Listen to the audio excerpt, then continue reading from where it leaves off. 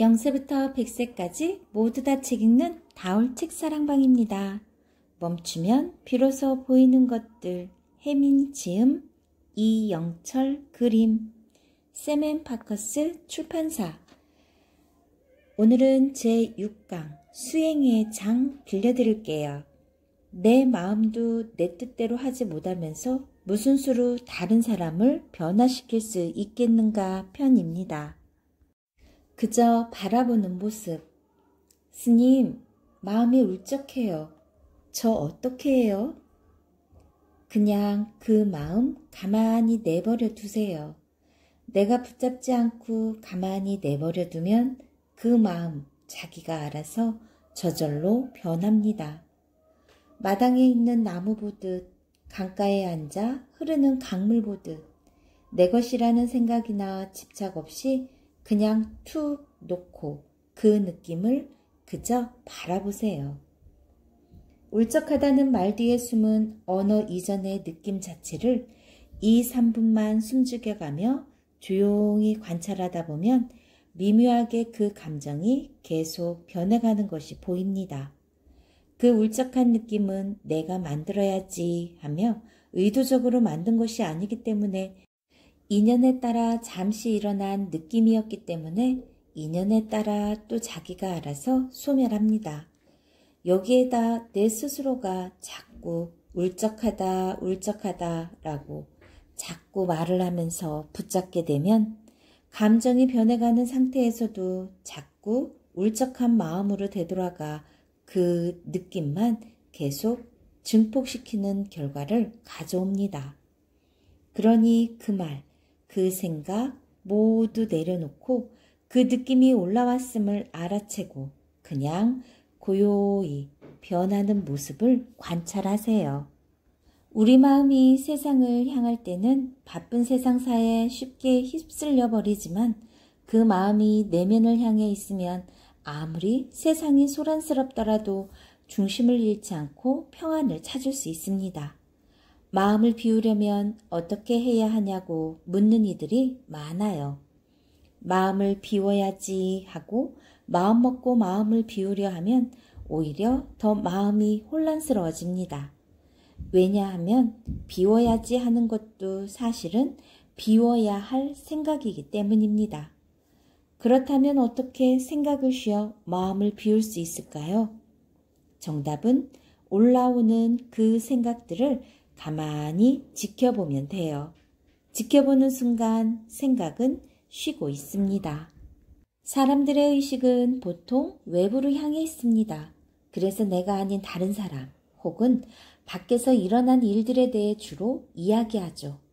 반대로 수행자는 그 의식을 마음 안에서 돌려 평생 남 이야기를 하던 버릇을 고쳐 내 마음의 모습을 보고 그 마음을 알아채려 합니다. 한번 살펴보세요. 우리가 매일매일 쏟아나는 말들 중에 얼마만큼이 진짜 내 말이고 얼마만큼이 다른 사람이 한 말을 짜집게 해서 내 말로 둔갑한 말인가요? 나는 진짜로 나만의 말을 얼마나 하나요?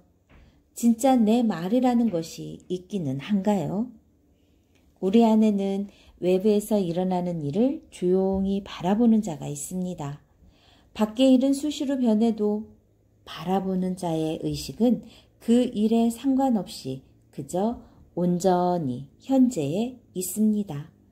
삶의 고통의 원인은 내 안에 바라보는 자를 잊지 않고 외부의 사건과 대상의 마음을 빼앗긴 채 따라가기 때문입니다.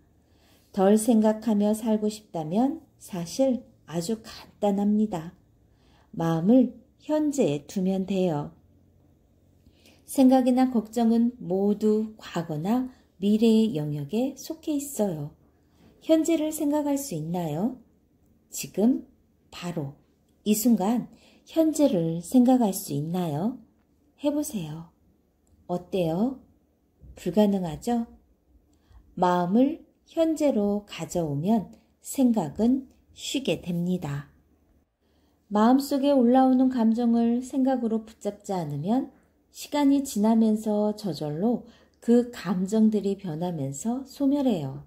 내가 말을 붙여서 생각으로 붙잡지만 않으면 마음속에 올라온 불편한 감정은 내가 노력하지 않아도 자기 스스로 알아서 나를 그로부터 해방시켜줘요. 괴로우면 그것을 붙잡고 있으면서 자꾸 괴롭다, 괴롭다 남들에게 이야기하며 되새기지 마세요. 괴로움으로부터 해방되고 싶으면 그 괴로움을 직시하세요. 그 녀석의 정체를 보고 있으면 그 모양이 자꾸 변해요. 괴로움, 그 녀석도 그래서 허망한 것입니다. 전에 없었던 것이 지금 생겨났다 해도 시간이 지나면 그것들은 다시 전부 사라집니다. 말씀을 듣고 깊은 영혼의 울림이 오더라도 부처님이나 다른 성인이 내 앞에 나타난다 하더라도 이 모든 것은 사실 다 마음의 장난입니다. 수행자가 찾는 것은 원래부터 있었던 것을 찾는 것이지 없었는데 새로 생겨난 것을 찾는 것이 아닙니다. 마음이란 놈은 한 번에 두 가지 생각을 동시에 하지 못해요. 두 가지 생각을 동시에 할 수 있나 없나 자세히 보세요. 어때요? 가능한가요? 마음은 또한 무슨 생각을 하고 있으면 그 생각 도중에는 본인이 생각하고 있다는 사실을 인식하지 못해요. 생각을 했구나 아는 것은 생각이 끊어진 후에 알게 되죠. 진짜로 그런가 해보세요. 한창 생각하고 있을 때 생각을 하고 있다는 각성이 언제 오는지 생각 중에 오나요? 아니면 생각이 멈춘 후에 오나요? 생각하면서도 본인은 생각하는 줄 모르는 것, 본인이 무언가를 하고 있지만 그것을 하는 줄 모르는 것. 참 희한하지 않나요? 그러니 눈을 뜨고 있다 해서 내가 깨어있는 것은 아니에요. 깨어있다는 것은 내 마음의 의식 공간 안에 어떤 일이 벌어지고 있는지를 바로 인식한다는 말입니다. 생각이나 느낌이 올라왔을 때 그것들을 따라가는 것이 아니고 생각이나 느낌이 올라왔다는 것을 바로 아는 것입니다. 식당에서 밥을 먹는 중에는 모릅니다. 다 먹고 일어나야 얼마나 과식했는지 비로소 알게 돼요. 수행은 순간순간 깨어있는 것에서부터 시작합니다. 먹는 순간 바로 아는 사람은 수행을 많이 한 사람입니다. 내 의식은 무의식의 진정으로 무엇을 원하는지 잘 모릅니다. 의식으로는 이것을 원한다고 하지만 그것을 막상 하거나 얻게 되면 그때야 비로소 내가 궁극적으로 원하는 건 이게 아니었음을 알게 됩니다. 내 무의식의 소리를 듣고 싶을 땐 기도하세요. 깊은 기도는 내 무의식의 소리를 들을 수 있도록 해주는 특별한 통로입니다. 우리의 의식은 돈과 권력, 명예를 원하지만 우리의 깊은 무의식은 나 자신을 초월하는 사랑, 합일, 공감, 소통, 유머, 아름다움, 신성함, 고요를 원합니다. 고요하다고 아무것도 없는 것은 아닙니다. 고요함을 귀 기울여 들어보면 세상 가득 찬 진동을 느낄 수 있습니다. 그 세상의 진동을 느끼면서 물어보세요. 지금 무엇이 듣고 있는지, 듣는 주인공이 어떻게 생겼는지. 그러면 불현듯 깨닫게 됩니다. 듣는 자는 원래 없었고 듣는 행위만 있다는 사실을. 물을 보면 물이 되고 꽃을 보면 꽃과 하나 되어 물 따라 흐르는 꽃을 본다. 서웅 스님의 말입니다. 건강하면 건강할수록 몸이 마치 없는 것처럼 느껴져요. 그렇다고 몸이 없는 것은 아니죠. 자연스러우면 자연스러울수록 전혀 노력하지 않는 것처럼 보여요. 그렇지만 노력이 없었던 건 아닙니다. 없는 듯이 본래 있는 것, 그것이 바로 우리 본성이고 진리입니다. 옛날에 마음 하나가 있었어요. 그 녀석이 혼자 있는 게 심심해서 둘로 나누어 보자고 했죠. 그런데 서로가 원래 하나라는 것을 알고 있으니까 둘이 노는 게 재미가 없었던 거예요. 마치 장기 들 때 한 사람이 양편을 다 하면 재미가 없잖아요. 그래서 마음은 원래 하나였다는 것을 잊어버리고 살자고 했어요. 그렇게 한참을 살다 보니까 원래 하나라는 것을 완전히 잊어버렸죠. 이게 바로 지금 우리의 상태랍니다. 너와 내가 원래 하나였다는 사실을 온전히 체득하면 삶이 연극이라는 걸 알아요. 그렇기에 깨달은 자의 최고의 표현은 유머입니다. 평화롭고 거룩하고 아주 선해 보이는 상태는 한 수 아래입니다. 삶은 어차피 연극인데 좀 멋지게 만들어 연극합시다. 마음의 도화지에 원하는 삶을 자꾸 그리다 보면 어느새 그 그림이 살아서 뛰어나옵니다. 이왕이면 다른 사람과 내가 함께 행복해지는 그런 최고로 좋은 그림을 자꾸 그리세요. 내 마음과 친해지세요 편입니다. 사람들과의 소통을 위해 트위터를 시작한 후 많은 젊은 친구들이 내게 질문을 보낸다. 잘 풀리지 않은 연애 문제, 사람들과의 관계에서 생긴 문제, 가족의 불화, 이루지 못한 꿈에 대한 미련, 취업 문제 등, 그리고 그 중에서도 가장 자주 하는 질문은 화가 나거나 짜증, 서운함, 미운함 등의 불편한 감정들이 밀려올 때 어떻게 하면 마음이 동요하지 않고 평정을 유지하며 다스릴 수 있냐는 것이다. 사실 이 질문을 받을 때마다 느끼는 것은 그분들이 이렇게 질문한다는 것 자체가 알고 보면 절반의 성공을 이룬 셈이라는 것이다. 왜냐하면 스스로 그런 감정들이 올라왔을 때 그 감정의 소용돌이에 빠져 힘들어하는 자신의 마음 상태를 알아챘기 때문이다. 그래서 그 불편한 감정으로부터 어떻게 하면 벗어날 수 있느냐고 트위터를 열심히 하는 어느 스님에게 묻는 것이다. 그런데 문제는 많은 사람들이 그런 감정이 올라왔을 때 그 마음을 내가 다스려야 하는 대상으로만 생각한다는 것에 있다. 그 마음을 이해가 필요로 한 대상으로 생각하지 않는다는 것이다. 다시 말하면 어떤 불편한 감정이 내 마음속에 생겼을 때 그 감정에서 어떤 식으로든 빨리 벗어나고 싶다는 생각만 하지 그 부정적인 마음의 상태를 이해하거나 그 마음과 친해지려고 하지는 않는다. 그래서 아마도 사람들은 마인드 컨트롤 혹은 마음 다스리기와 같은 표현을 자주 사용하면서도 마음 알아가기 혹은 마음과 친해지기와 같은 표현은 잘 하지 않는 것 같다. 그런데 밀려오는 화, 짜증, 불안, 미움의 감정을 바꾸려고 노력해 본 사람이라면 알겠지만 이건 결코 쉬운 일이 아니다.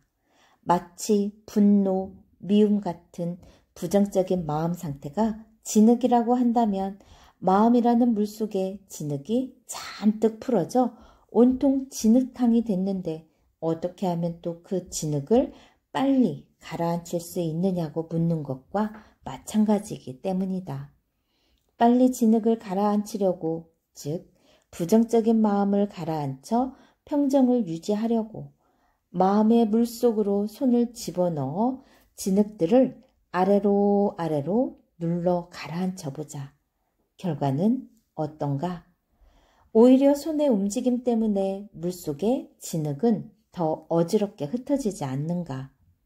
예를 들어 누구를 심하게 질투하여 미워하는 마음이 올라왔을 때 그 마음을 없애고 싶어 다른 좋은 생각을 하려고 애쓰면 애쓸수록 그 미워하는 마음이 다시 비집고 올라오지 않는가? 이러니 내가 부정적인 마음 상태를 바꿔보겠다고 마음속으로 들어가 뭔가를 하려고 하면 근본적인 문제는 해결되지 않고 그 부정적인 마음 상태만 한 번 더 헤집어 놓는 결과만을 가져올 수 있다. 그렇다면 우리는 어떻게 하면 좋을까? 어떻게 내 스스로가 진흙탕과도 같은 부정적인 마음을 이해하고 또 그 상태에서 탈출할 수 있을까? 사실 답은 간단하다. 그 올라온 마음을 마치 영화나 드라마를 보듯 제3자의 입장에서 한 발짝 떨어져서 조용히 관조하면 된다. 우리가 보통 잘 모르는 대상을 이해하려고 할 때 기존에 알았던 생각들을 내려놓고 조용히 그 대상을 관찰하면 되지 않던가. 또 진흙탕과도 같은 마음 그릇 안으로 내가 들어가서 어떻게 해보려는 게 아니고 마음 그릇에서 나와 침묵으로 그 감정들을 영화나 드라마 보듯 가만히 지켜보는 것이다. 이때 중요한 것은 간주하는 자가 화, 짜증, 불안, 질투와 같은 말에 집착하지 않고 그 말이 지칭하고 있는 화의 에너지, 짜증의 에너지, 불안의 에너지를 조용히 지켜보는 것이다. 마치 거울이 어떤 것은 비추고 어떤 것은 비추지 않는 식의 선택을 하지 않는 것처럼 나 역시 그저 물끄러미 올라온 감정의 에너지를 선택하지 않고 조용히 바라보는 것이다. 거울이 자기가 비추는 대상에 대해 이렇다 저렇다 평가하지 않는 것처럼 나 역시 분별하거나 말을 붙이지 않고 있는 그대로의 감정을 그저 바라보는 것이다. 그렇게 관조자의 입장에서 내 마음을 바라보면 나의 의식이 약간 뒤로 물러나는 듯한 느낌, 머리 뒤에서 내 마음을 바라보는 듯한 느낌을 받을 수 있다. 그리고 그렇게 바라보고 있으면 정말로 얼마 지나지 않아 불편한 마음 상태가 자기 스스로 천천히 다른 형태로 변하면서 사라져가는 모습을 볼 수 있다. 다시 말해 내가 그 감정들을 마음 그릇 안에 들어가서 직접 변화시키려고 애쓰지 않아도 그 그릇 밖에서 조용히 관조하고 있으면 얼마 지나지 않아 저절로 감정 에너지의 형태가 변하는 것을 볼 수 있다. 내가 불편한 감정을 마음 그릇 안에 들어가 직접 다스리려 하면 오히려 그 감정들을 더 해집는 결과만 낳는다고 대조되는 것이다. 혹자는 이렇게 물을 수 있다. 그렇게 자꾸 지켜보면 뭐가 좋나요? 현실 회피 아닌가요? 아니다. 오히려 이 과정은 현실 회피가 아닌 현실 직시이다. 있는 그대로를 바라보는 현실 직시. 현재 벌어지고 있는 내 마음의 상황을 직시하는 연습을 하다 보면 어느 순간 깨닫게 된다. 마음 안에서 일어나는 감정들은 고정된 실체가 없다는 것을, 마음이라는 허공과 같은 공간에 나의 의도와는 상관없이 잠시 일어났다 나의 의도와는 또 상관없이 사라지는 구름과 같다는 것을. 이 깨달음이 있고 나면 화, 짜증, 불안, 미움의 감정이 일어나도 크게 끄달리지 않게 된다.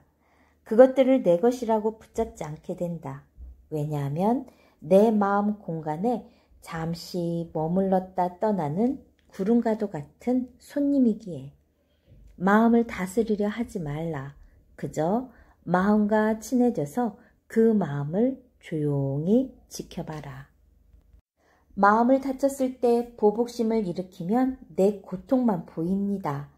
그 대신 스스로를 진정시키고 내면의 자비빛을 일깨워 상대를 이해하려 노력하면 나에게 고통을 준 상대도 결국은 고통받고 있다는 사실을 볼 수 있게 됩니다. 화가 난다. 그런데 그 화를 다스리지 못한다. 즉, 화가 내 말을 듣지 않는다. 그렇다면 어떻게 그 화가 내 것이라 할 수 있나요? 내 것이라고 하면 내 마음대로 조종할 수 있어야 하지 않나요? 화라는 손님이 들어왔다 나가는 것을 가만히 지켜보십시오. 올라온 감정은 놓아버리고 싶다고 해서 놓아지는 것이 아닙니다. 내 마음 안에 올라오는 느낌과 생각들은 사실 내 것이 아닙니다. 여러 가지 조건과 원인에 의해 잠시 일어난 주인 없는 구름과 같습니다. 생각이나 느낌을 잠시 들른 손님이다 하고 떨어져 조용히 관찰해 보십시오. 우리 마음 안에는 히틀러와 테레사 수녀님이 같이 있습니다. 내 존재 자체에 대한 공포와 미움이 기반을 이루면 히틀러가 되는 것이고, 타인을 향한 자비와 이해심이 강해지면 테레사 수녀님처럼 되는 것입니다. 누군가 나에게 안 돼 라고 했을 때 짜증내거나 싸우지 말고 바로 이해하십시오. 새로운 상황은 나를 또 다른 세계로 유도하고 또 다른 삶의 문을 열어줍니다. 누군가 나에게 안 돼 라고 했을 때 저항하면 할수록 상황은 변하지 않고 나 자신만 더 힘들어집니다. 사람의 감정이건 일이건 현상이건 간에 전에 없었던 것이 지금 일어난 것이라면 시간이 지나면 그것들은 또 변화해서 사라질 것입니다. 변하지 않는 영원한 진리를 구하는 자는 그렇게 일어났다 사라지는 것들에 집착하고 연연해서는 안 됩니다. 영화나 드라마를 보다 보면 중간에 그만 보는 경우가 있어요. 착한 주인공은 계속 착하고 나쁜 놈은 계속 나쁘게 나올 때 그래요. 사람은 쭉 좋은 사람도 쭉 나쁜 사람도 없어요. 사람과 상황의 인연에 따라 또 보는 사람의 관점에 따라 좋기도 하고 나쁘기도 한 바보입니다. 비방만 받는 사람이나 칭찬만 받는 사람은 없었으며 앞으로도 없을 것이다. 칭찬도 비난도 모두 속절없나니 모두가 제 이름과 제 이익의 관점에서 하는 말일 뿐. 법구경 품높음에 나와 있다고 합니다. 누군가 비난하는 소리를 듣다 보면 비난하는 사람이 비난받을 짓을 했다고 들을 수 있습니다. 하지만 더 깊이 들여다보면 비난하는 사람이 사실 자신의 말을 듣지 않았다고 비난하는 것입니다. 그러니 속지 마세요. 다른 사람을 치는 것은 자기 스스로가 당당하지 않고 불안해서 그래요. 내가 싫어하는 사람에 대해 어떤 친구가 험담을 하기 시작합니다. 얼씨구 하면 내가 맞장구를 치죠. 그러고 나서 그 친구와 헤어지면서 생각해요. 나 없으면 저 친구는 나에 대해서도 조금 전처럼 험담하겠지? 순간 통쾌해도 험담은 결국 제 살 깎아먹기입니다. 당신이 저를 순수하고 선하다고 느끼는 까닭은 바로 당신이 순수하고 선하기 때문입니다. 친구, 가족, 동료, 내 주위 사람들의 마음을 편하게 만드는 것이 수행입니다. 잘 알지도 못하는 멀리 있는 사람들이 아무리 당신을 존경하면 뭐하나요? 바로 내 주변 사람들이 나 때문에 힘들어하고 있다면 말이에요. 잘 모르는 사람들이 하는 존경은 내가 아닌 허상을 상상하고 하는 거짓입니다. 거짓. 나 자신을 낮추는 것은 사람들에게 지는 것이 아니냐고 묻는 사람들이 있습니다. 그런데 내가 조금 지더라도 내가 더 큰 것을 성취한다면 그건 곧 이기는 것입니다. 잠시 굽히면 마음의 평화, 가족 안에서의 행복, 다 같이 잘 되는 큰 결과를 얻습니다. 남을 쉽게 판단하는 도덕적 결벽주의자는 본인이 가지고 있는 흠을 제대로 관조하지 못한 미성숙자입니다. 아랫사람이라는 이유로 업무와 상관없는 심부름을 부탁받았습니다. 살짝 짜증이 올라오려 할 때 자꾸 생각하면서 짜증내지 말고 상사가 부탁한 그 심부름 그냥 해주세요. 짜증내면 별일도 아닌 것이 몇 배로 힘들어지고 큰 스트레스가 돼요. 그냥 해주면 바로 잊을 수 있잖아요. 내 주변 사람들을 내 마음에 맞게 바꾸려 하지 말고 오히려 바꾸려는 내 욕심을 내려놓는 것이 훨씬 더 빠릅니다.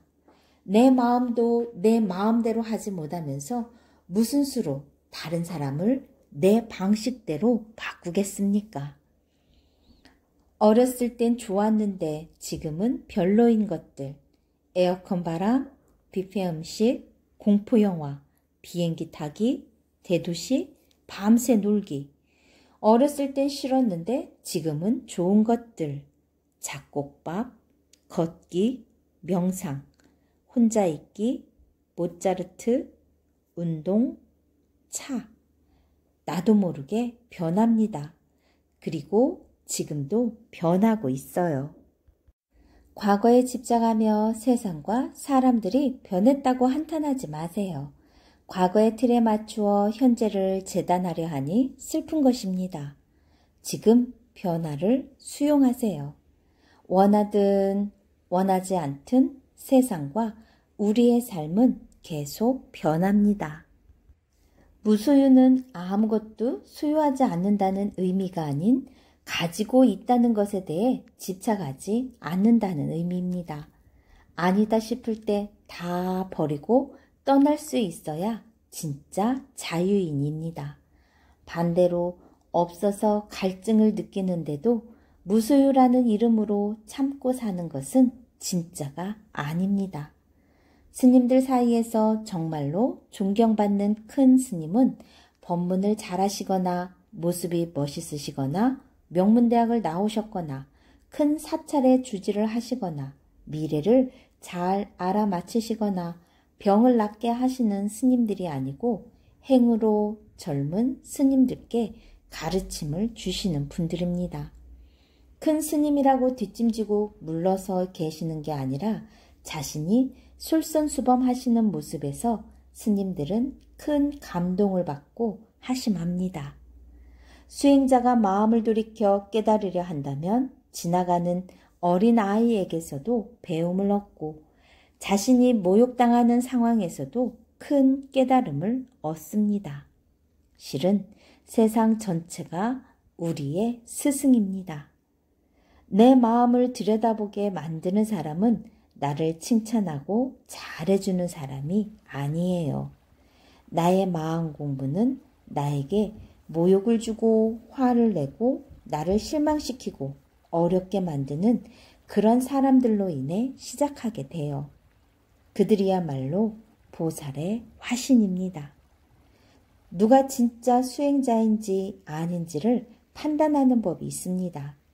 실컷 칭찬해주고 또 실컷 비판을 해주세요. 마음에 유동이 있으면 그 마음 근본의 자리를 잇고 있는 것입니다.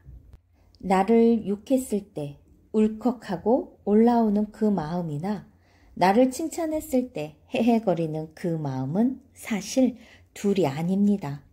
수행자는 많은 사람과 함께 살 때 혼자 사는 것처럼 살아야 하고 혼자 살 때 많은 사람과 함께 사는 것처럼 살아야 합니다.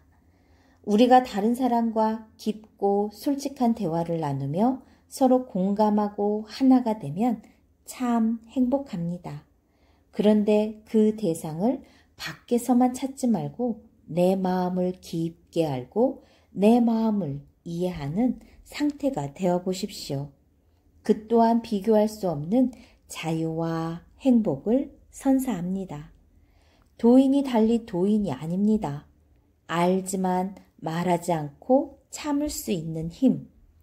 변화시킬 수 있지만 그 사람이 스스로 배울 수 있도록 가만히 놔둘 수 있는 힘이 있어야 도인입니다. 남들에게 보여주는 도는 아직 설익은 도일 뿐입니다. 혜민 스님의 제6강 수행의 장이었는데요. 내 마음도 내 뜻대로 하지 못하면서 무슨 수로 다른 사람을 변화시킬 수 있는가 편이었어요. 어떻게 좀 도움 좀 되셨나요? 다음 시간엔 제7강 열정의 장으로 나이 드는 것은 두렵지 않으나 삶의 열정이 식는 것은 두렵다 편으로 돌아올게요. 좋아요, 구독 꾹 눌러주시면 계속해서 함께 할 수 있어요. 감사합니다.